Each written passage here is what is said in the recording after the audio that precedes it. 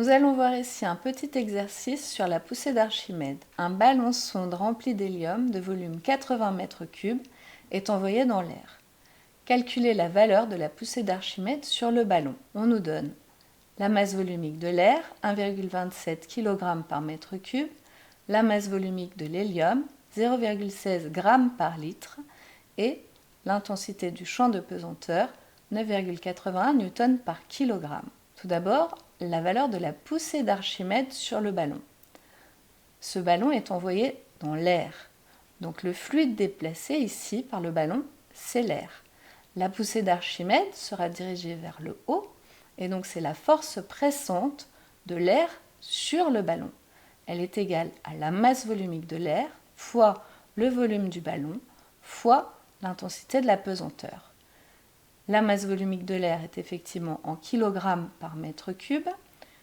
Le volume du ballon est en mètres cubes. On a donc ici la masse de l'air déplacé en kg fois 9,81 N par kg et on trouve 1 10 puissance 3 Newton. On donne la masse de l'enveloppe du ballon, 320 g.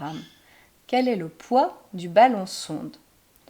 On va donc, pour calculer le poids, calculer la masse totale du ballon, c'est-à-dire la masse de son enveloppe et la masse de l'hélium qu'il contient. La masse de son enveloppe, en kilogrammes, c'est 0,320. La masse volumique de l'hélium, c'est 0,16 g par litre. En kilogrammes, ça nous donnerait 0,16 fois 10 puissance moins 3 kg. 1 litre, c'est 1 décimètre cube. C'est donc aussi 10 moins 3 mètres cubes. On a donc 0,16 g par litre qui est aussi égal à 0,16 kg par mètre cube, que l'on multiplie par 80 mètres cubes.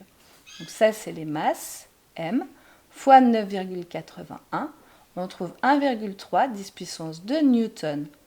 Et si la question suivante nous demande quel serait le mouvement du ballon, on voit que vu que le poids est inférieur à la poussée d'Archimède, le poids dirigé vers le bas, le ballon va s'envoler. Merci.